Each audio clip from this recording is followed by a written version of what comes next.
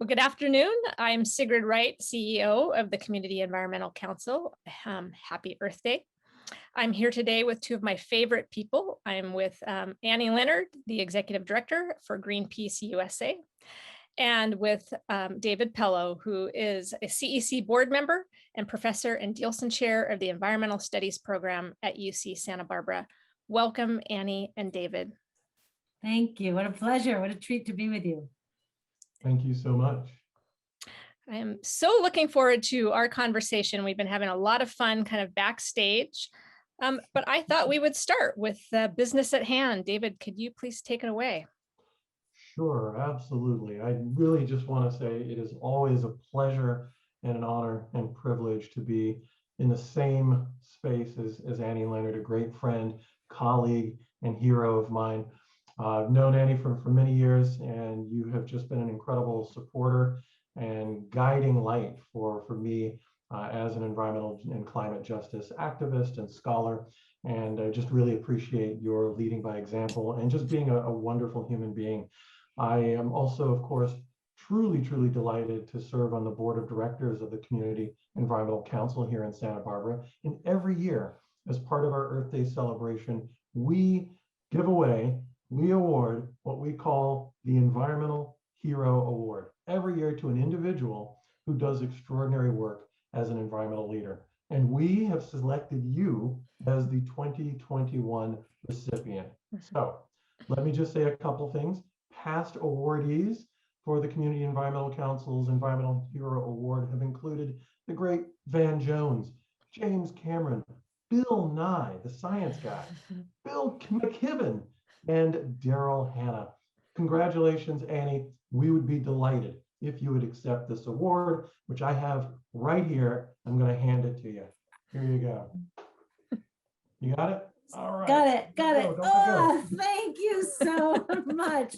Wow, that's heavy pulling it through the screen. It's absolutely beautiful. Santa Barbara Earth Day Environmental Hero Award. I have to tell you, that's great company to be in. I'm very honored, but I'm especially honored to get an award from you, David Pellow, and from the Community Environmental Council, because you are the real heroes. And so it's such a more meaningful award to come from someone like you all who are right on the front line of environmental battles and have inspired me and the entire nation in so many ways. So it is a great honor to be brought into the fold of Community Environmental Council on this auspicious 50th year celebration for climate action. Thank you both so very much. Yay.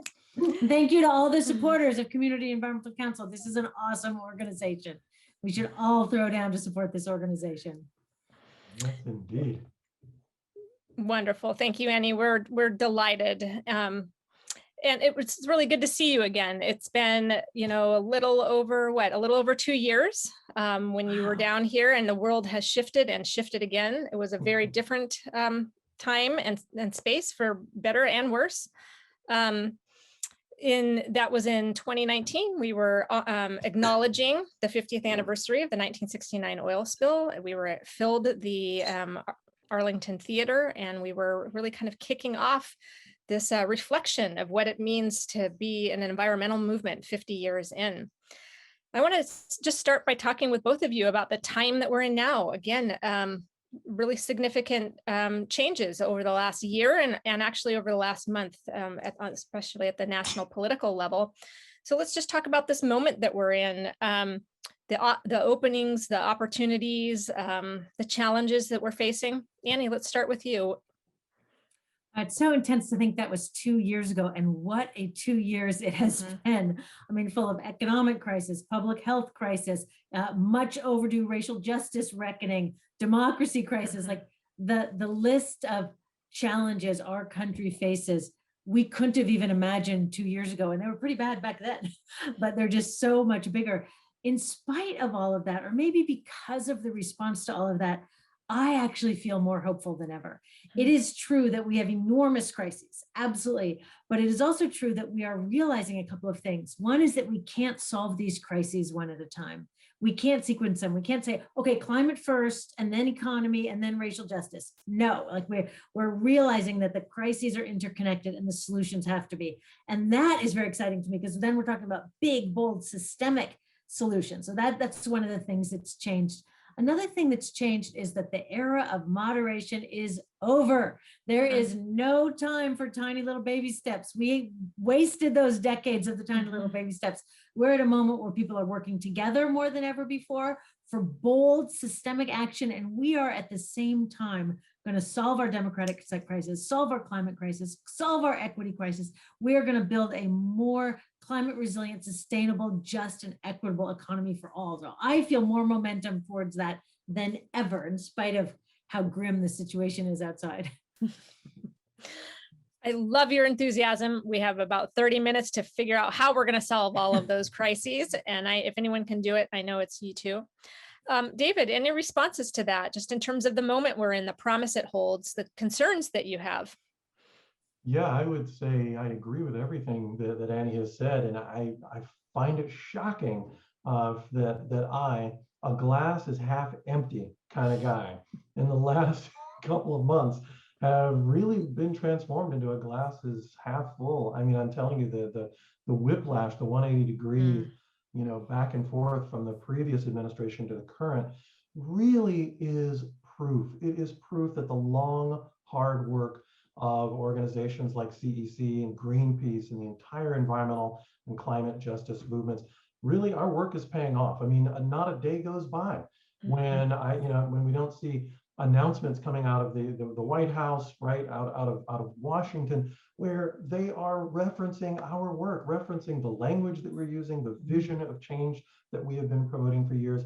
And like Annie said, we have got to go big, go bold, or go home. And this is a moment where people really understand intersectionality and how these different crises really are linked. And I have to say, more than ever, it's just so wonderful to see the language of environmental and climate justice really front and center in the mainstream, almost without need for definition in the mainstream media. So this is really taking hold, and I'm super hopeful, more hopeful than ever, as Annie said. It's a kind of a powerful time right now, and some powerful images. And one that really hangs for me is, for a long time, for many years, I felt like I was in a sparsely populated auditorium with a microphone that barely worked, saying, is this thing on? And it was actually the moment when we were all together at the Arlington Theater 2 years ago, when I looked up and the theater was full, and I was like, wow, everyone's here. This is the moment people are showing up. And so part of that, I think, is to speaks to the urgency of the crisis that we're in. And then part of it speaks to that threading together or joining together, I'm not sure what metaphor we want to use here, of different movements and folks from different kind of sectors kind of coming together and working together. So let's unpack that just a little bit. It's been 50 years of a modern environmental movement. I want to say it like that because, of course, there were indigenous folks who are carrying environmental ethics for millennia, but 50 years of what we would kind of call the modern environmental movement. The climate movement itself is maybe a decade old. Climate change, maybe 100 years, but climate movement, maybe a decade old. Where do you see there being opportunities, and what needs to happen in the movement moving forward? You've started to speak to some of it, but let's pick that back up. And Annie, what about you? One of the things that most needs to happen is that the climate movement really needs to come to terms with our understanding of power and commit to build power. I mean, if you think about the climate movement and what we need to build a sustainable and equitable and climate resilient economy, we have every single thing we need. We have model economic policies and innovative green technologies, and we have science, and we have the moral righteousness, and we have the public health data, and we have every single thing we need except for the power to make it so. And I think for a long time, climate activists were trapped in the myth that the truth will set us free. And so we documented the truth, and we did the research, and when it didn't work, we made 3D pie charts and fancy documentaries. And, we just really believed that the truth matters, and the truth does matter, but it's necessary, but not sufficient. The truth alone will not win. What we really need is to build power. And we can't do that enough if we are a small homogenous group. We need to reach across all kinds of differences of race, of class, of gender, of religion, of urban to rural, of political divides, all kinds of divides we need to reach across find commonality, because the truth is the auditorium was never really empty. If you go out in the world and you ask people, what do they think about climate? It turns out most people actually do want the climate temperature to stay in that range in which human life can continue. And most people actually do want their tap water to be free of toxic chemicals so that they can drink it. Like, most people are with us.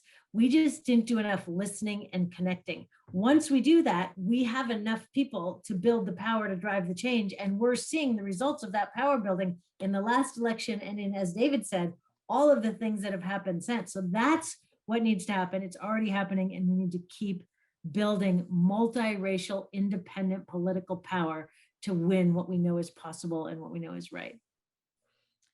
Yeah, you had said something backstage earlier about, we've won the culture wars and now we need to win the power structure wars. It was a really kind of a nice, tight way of looking at that. Anything that you would want to add to that, David, or pick up on? Yeah, it's just the most important thing, I think, on my mind right now. It's so top of mind, this question of power.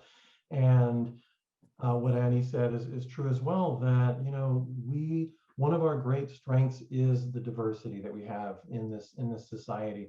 Even in corporate America, there's this phrase called the diversity advantage, right? Those cities, those urban areas, those territories where you have vast diverse demographics. These are incredible assets for any organization, for any social movement to draw on. And I would, pat myself on the back and those of us who've been involved in the environmental justice movement, because we've been saying that for quite some time. That movement, I think, is a model for the rest of us, as Annie was saying. I mean, a multi-sectoral, multinational, multiracial, multi-gender, multilingual movements are what we need, the biggest tent possible. We go back to that slogan, to change everything, we need everyone. And I think of each and every one of us as indispensable for creating a beautiful, just, and ecologically resilient future. And one of the key ways we have to do that, as Annie has said, is to build power. And we know in this very moment that in the United States and in many countries around the world, democracy itself is under threat, under attack. And that's not just bad for everyday people. It's not just bad for the political system. We now know that that's bad for the planet.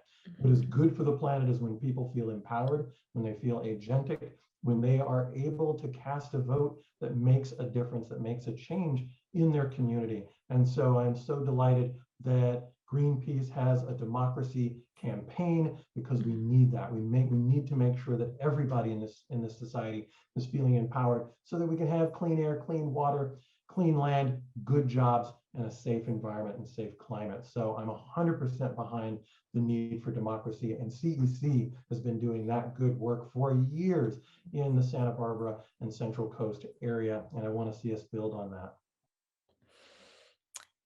Yeah, I would say the power of partnership and networks, right? That really emerged as a theme in the last few years. And one that, David and I are both on the kind of leading front of, along with some other really great folks like Maricela Morales from CAUSE, is the Central Coast Climate Justice Network, which aims to bring together social justice and environmental groups towards a kind of common purpose, and also just to get to know each other, to build that trust.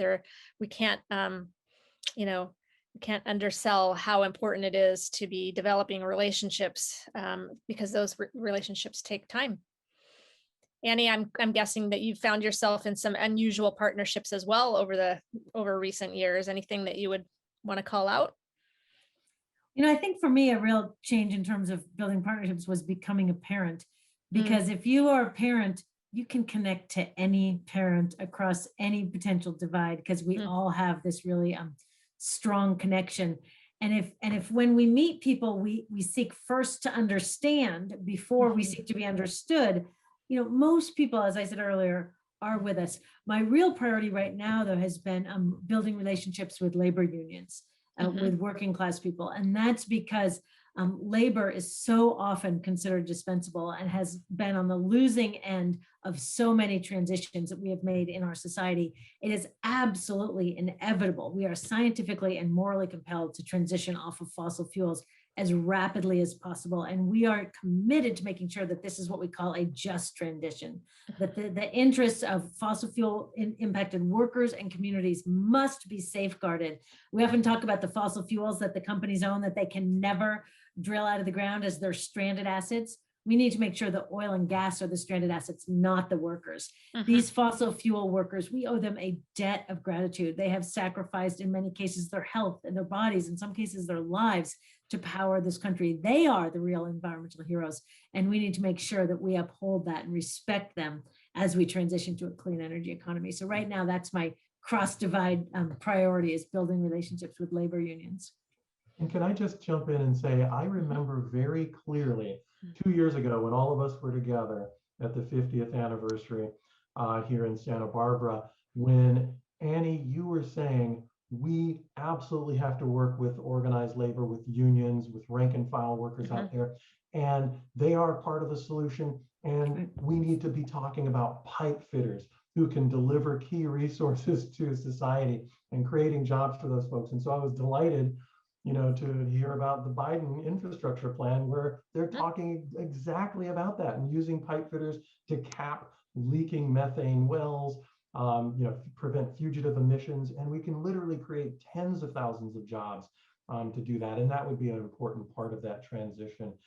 So I think in many ways, Annie, if I'm, you know, remembering that correctly, not putting words in your mouth, I think part of your vision is already coming true. So thank you. That's because organizing works. We have been organizing, we and hundreds of other organizations. And one of the things that we are leaving behind us is the false narrative that we have to choose between jobs and the environment. That is absolutely bogus and has been used to keep workers and environmentalists apart for way too long, because the opponents know that if we came together, we would be unstoppable. And that's what's happening. So watch out. Annie, can I push that a little bit further? That's been a, you know, an observation and even maybe a pet peeve of mine for decades. When I was first coming into the environmental movement, I was growing up in the Pacific Northwest, and that schism was so clear between the loggers and the environmentalists, right? And people would run around with bumper stickers, save a logger, eat a spotted owl. And it was like the narrative was literally like a lumber, you know, like a lumber wedge right there. So how do you kind of break that narrative apart? I mean, obviously it's not true, so that really helps, but what other tools or techniques are you using to bust up that narrative? Well, like I said before, a big one is just listening and getting to know people. That environmentalists and labor have been so pitted against each other and each told false things about the other. Whereas, you know, the oil companies tell the workers that climate people don't care about jobs. The oil companies tell the climate people that workers don't care about climate. And so they kept us apart. So the first thing is just go listen, go meet a worker and talk to them and ask them about their kids and if they go fishing, and, you know, just get to know them as human beings and find out what their interests are. And it turns out that, as I said before, most people's interests are the same. They want good family sustaining jobs. They want clean air and clean water, good schools, access to healthcare. Like, we're all people with the same basic needs. And if we work together to find the solutions, we can provide those things.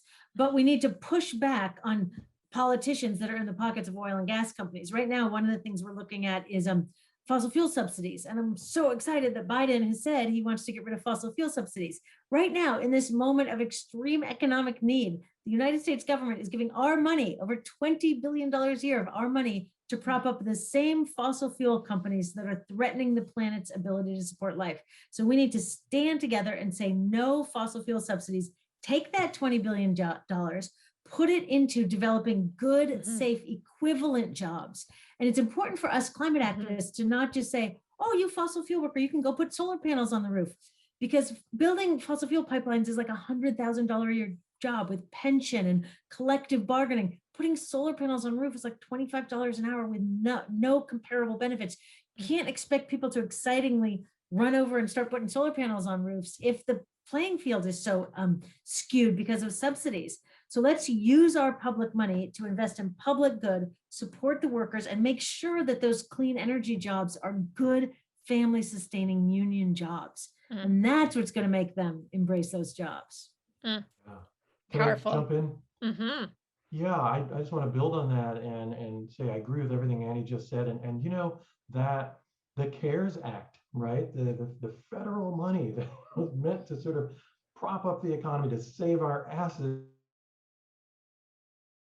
As Annie was saying, billions of dollars has gone to the fossil fuel companies. And a recent report just showed that they shed, like, I think 60,000 jobs, just laid off tens of thousands of people. These are the same companies that get all of the glory, all of the spotlight for allegedly creating jobs, and they get our taxpayer funded money. And what do? The first thing they do is they pay their CEOs more money, they pay their shareholders, and they lay off working class peoples, the environmental heroes that Annie was talking about. I also want to say that the first thing Annie said there about listening is so important. When I and my students began these focus groups or house meetings to build the Green New Deal framework in the Central Coast of California, which we're still working on, one of the first things we did was reach out to organized labor.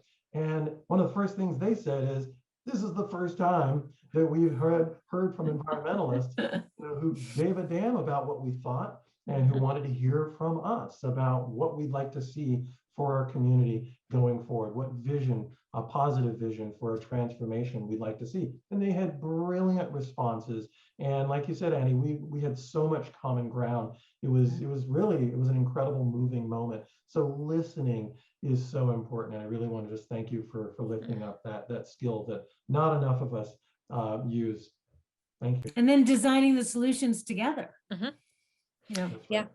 That's right. Yeah, and I think, David, you were just touching on it, but you and the Central Coast Climate Justice Network and others have been holding a series of house meetings to hear exactly what would a local or regional Green New Deal look like. So that it would be kind of community driven. And I think that's your point there, Annie, listening and then designing the solutions together. And that's definitely a deep part of CEC ethic. And I know it is part of Greenpeace's as well. Anything more either of you want to add to kind of the just transition Green New Deal before I turn a page here? If I could just briefly, we are still working on our Green New Deal framework here in the Central Coast. So it's a work in progress, but I'm just so excited about some of the ideas that have come up in these conversations, many of which, reflect some of the great work that Greenpeace is doing. There's a clear push among folks we've been talking about for county mandated setback zones between oil facilities and, say, schools and residential areas. Definitely a 21st century framing of environmental and climate issues where people are saying, as much as we want to reduce emissions, we also want to make sure that we've got affordable housing out there. We also want to make sure that we are promoting decriminalization of poor folks and people of color, and that we want project labor agreements for building a green economy, right? Good paying jobs, as Annie was saying, that promote equity and inclusion, so that labor unions, so apprentices, so rank and file folks with organized labor see themselves as Annie said, really co-designing and participating and leading in these solutions. So we're seeing a lot of exciting ideas coming out of our conversations, more to come. Super powerful. That's the ultimate grassroots, right? One of the things I really enjoy about both of you is you have wide lenses and you're thinking kind of way ahead. Annie, when we had dinner a couple of years ago, when you were last here in Santa Barbara, I asked you what was on your mind and you shared two things and they both really kind of got into my brain. One was around plastics.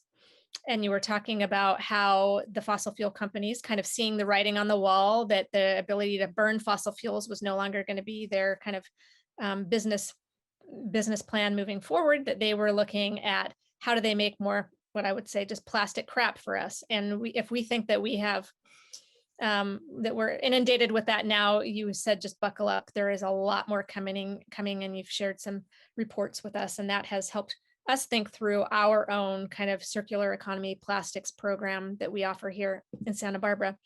The other thing that you brought up, and you've touched on it again today, is just the importance of democracy. And again, 2 years ago was a different time, but not a lot has changed other than, at the top with federal government, but the issues with media, what is truth, all of that stuff, those are real issues. And if COVID did anything for us, it really showed some cracks in our narrative, right? And really showed us where we have some things to address. So what's top of mind for you now? Democracy still one for sure. Anything else? Those are both huge. I mean, democracy, a huge thing, because what we're seeing now is that the majority of people in the United States want climate action, but because not get a climate bill to the floor, a minority of people can block any legislation, can bring the Senate to a paralysis, and that is a huge problem.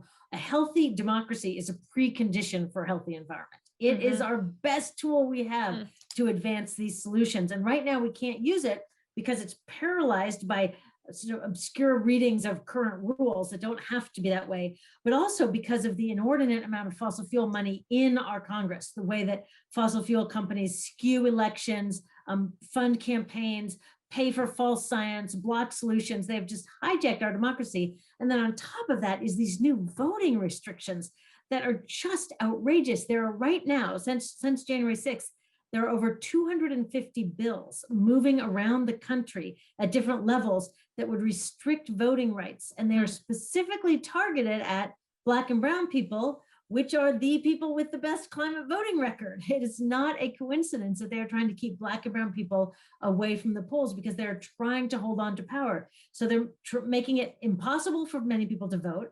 They're buying politicians. And then the other new piece, which is really scary, is that we're seeing a shrinking of democratic space. And by that, what I mean is that there is a crackdown on free speech, on dissent, and on protest. There are dozens of laws traveling around the country right now that criminalize protest.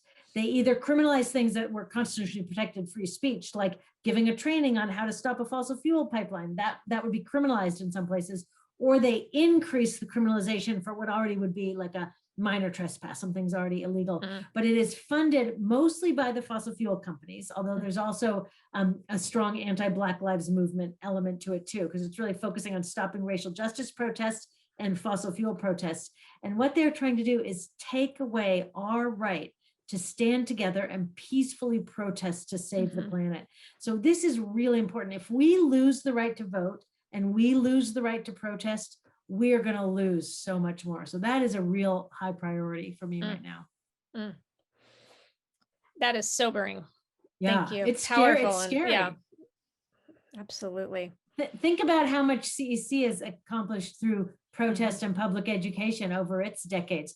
What if those things become inaccessible to you? Right. That which the fossil fuel companies and ALEC are really working to make happen. That just shows how wrong they are. They can't win with a fair public election, so they have to skew the elections by the politicians, make it so you can't vote, and then if you don't like it, take your right to dissent away, which we are not going to let them do. I mean, we really are in the struggle of our lifetimes and the opportunity of our lifetimes. And when it comes to climate, this is our window. There are no do-overs. This is it. The next couple of years, we must begin with aggression and ambition. We must begin that transition away from fossil fuels. And we must do it that centers equity and justice, that creates these good jobs, that takes care of communities. And if we don't do it in the next couple of years, we're in trouble. And the biggest obstacle is the fossil fuel corporations' disruption in our democracy, which is why working on democracy really is an environmental priority right now. So well said. Thank you, David. Yeah, that's really, really powerful testimony, Annie, and it just reminds me of some of the worries, the concerns that folks who many years ago saw themselves as sort of radical fringe environmentalists and radical animal rights activists who were boycotting against various industries for timber harvesting, right? Illegal timber harvesting, or even furriers, who are, sourcing their furs from horrendous operations where minks, are just or electrocuted or drowned, horrendous sorts of ways to die. And people were engaging in peaceful, constitutionally protected protest that was, and still is, outlawed as forms of animal rights terrorism or eco-terrorism. The Animal Enterprise Protection Act, which morphed into the Animal Enterprise Terrorism Act. Annie, you read the book Total Liberation, and we're generous enough to blurb it for me. We were saying back 10, 15 years ago, oh no, this is the low-hanging fruit. They're going for the radical fringe. And if they're allowed to outlaw constitutionally protected protest for them, then who knows what could happen to the rest of us. And so what you've pointed out, I think is on an almost inevitable creeping of that intent to outlaw perfectly peaceful protest and First Amendment activity. And now we are all facing another aspect of the decline of democracy. So I'm so glad Greenpeace is working on that and pushing back on that. Mm-hmm. Absolutely. I think I want to, in our this moment in time, and we started with a lot of enthusiasm. There was this moment, there was this window, and then we kind of went around the mountain a little bit and saw the darker sides of what has to happen in this time period. We are, as you said, we're in the fight for our lives, and that the fight isn't just it's not just an environmental fight, but it is a fight for power. It's a fight for democracy. And that all of those things, while that may feel a bit overwhelming, I think at times to folks, as you said, you can't have one without the other, that, a healthy democracy is a precondition for a healthy environment. That's So right. to close, I just would like to talk about, I'd like to draw it down to like California, and maybe even draw it down to the Central Coast, where we're, celebrating the Central Coast Earth Day here. What is the potential for California in terms of serving as a leader? You seem to have suggested to me, Annie, that that you really feel like that California kind of is a lever, and let's explore that just a bit. Absolutely. California is so important. I often say California is the environmental pace car of the nation. Because when California does something, it is signaling to the rest of the country and the rest of the world that this is the direction to go. And we saw that with recycling. We saw that with curbside composting. We're seeing that with some of the bans on plastic, like in so many ways, and also on cultural issues. I mean, we're a leader in California, and we should use that. And right now, it is our responsibility to start transitioning off fossil fuels in California. The single most important thing California could do. The scientists say that we need to reduce fossil fuels by half in about 10 years. But the United States is actually the epicenter of fossil fuel expansion. We are actually looking at double. The current trajectory is we will double our fossil fuels in a decade when we need to be having it. In California, in spite of all our Teslas and recycling bins and metal straws, in spite of all that, we are still expanding fossil fuels here. It is scientifically, economically, and morally unjustifiable. And it's also out of sync with who we are as Californians. So I invite all of you to join this campaign and pressure the governor and the state legislature to begin that transition. And there's 3 specific asks that California needs to do. Number 1 is stop new fossil fuel expansion. When you are in a hole, the first thing you do is stop digging. Like in this case, literally stop digging, no new permits. But the governor is still issuing new permits over and over. It is just nuts. So no new permits. We are not at the point where we can be making the problem any worse. So that's number 1, stop the expansion. Number 2 is that health and safety buffer that David talked about. In California, over 2 million people live within 2,500 feet of an operating oil and gas well. The health impacts are severe, and like so many other environmental harms, disproportionately impacts Black and brown and low wealth community. That's why I say it is a moral as well as a scientific and a public health disaster. And so we're in California asking for something so small, it's insane we have to fight for it, is a 2,500 foot health and safety buffer. We're one of the few oil and gas producing places that doesn't have any health and safety buffer. So in many parts of California, like Kern County, South LA, you go to these neighborhoods and it's like house, oil well, house, playground, oil well. I mean, it is really inhumane that families are being forced to raise their children right next to oil and gas wells. So we're asking for a 2,500 foot health and safety buffer. And then the third thing that we're asking California to do is begin a plan for a just and managed transition. It is inevitable that we are going to transition off fossil fuels. The question is not if we are going to do it, but how. Are we going to transition by design or by disaster? And the longer we wait, we're aiming towards disaster. We still have a window. where we can be proactive and intentional and center equity and justice. We still have some resources if we do it now.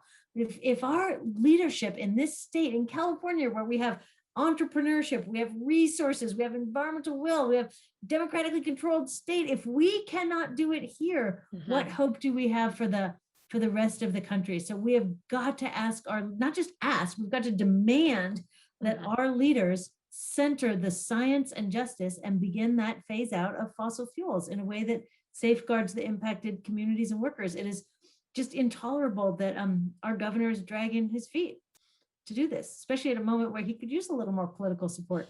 And there's a lot of climate people in California ready to cheer him on if he'll step up and be a leader. Those were great, clear calls to action. I would say that we could draw that down to the Central Coast as well. David, I'm not sure if there's anything that you want to add there. I've got a couple things, but. Sure. Super inspiring. I mean, I would go to the global level first and just, underscore what we've been saying all along in this conversation is that inequality and democracy, these things really matter. We know the empirical evidence is very clear that those nations around planet Earth with more equal income distribution, with greater civil liberties and political rights, higher literacy levels, those nations tend to have higher environmental quality. There's just no question about it. The level of egalitarianism may be one of the most strongest predictors of environmental protection or harm. In the state of California, the counties with the higher levels of racial, income, and class segregation also have the highest levels of air pollutants. So there's really no question that democracy and equality really make a difference. Here in the Central Coast, we have our greatest asset is the extraordinary demographic diversity. We've got a great deal of wealth here. We've got a considerable amount of poverty, but we've got a large immigrant population, considerable populations of BIPOC, Black, Indigenous, people of color, and immigrant folks here. These are our greatest assets for democracy. We've also got rural and urban environments here. We've got the coast, the ocean, the marine environment. We've got the mountain environment here in the Central Coast. These are all assets. We've also got red and blue state elements that we need to draw on. Most importantly, here we have really strong climate and environmental justice movements, amazing grassroots organizations here in the Central Coast, and they are building a Green New Deal, and we need your support. Beautiful. Really, you guys are so wonderful to be with. I think, Annie, as you said, if about California, if not here, where? And I would say that the same about the Central Coast. And I think for those who may feel at times that, little Santa Barbara, what does it matter, in something as complex as climate change or as complex as inequality. But in fact, to David's point just now, we are a microcosm. And when communities like ours can set 100% renewable energy goals or set a carbon-free by 2035 goal, as the city of Santa Barbara and the city of San Luis Obispo have done, that is decades ahead of the state. And as the state impacts the country. So I know that, as you said earlier, Annie, that the Biden administration is really pulling a lot of language out of California, language and projects and ideas out of California. Not that California is perfect, but this is how we kind of flow uphill, right? This is how we really can make a difference here. So that feels like a great way to end our Earth Day conversation with Annie Leonard from Greenpeace US and with David Pellow from UCSB Environmental Studies Program. Congratulations again, Annie, on accepting the Environmental Hero Award. Thank you. Thank you. As always, the greatest blessing of this is just to get to spend time with you two and your beautiful brains and all of your passion. So thank you. I can't wait till we can be together again in person and continue this conversation then. But thank you so much. Here. Congratulations again on the award, Annie. Well deserved. It was wonderful to spend time with you at our 50th anniversary a couple of years ago.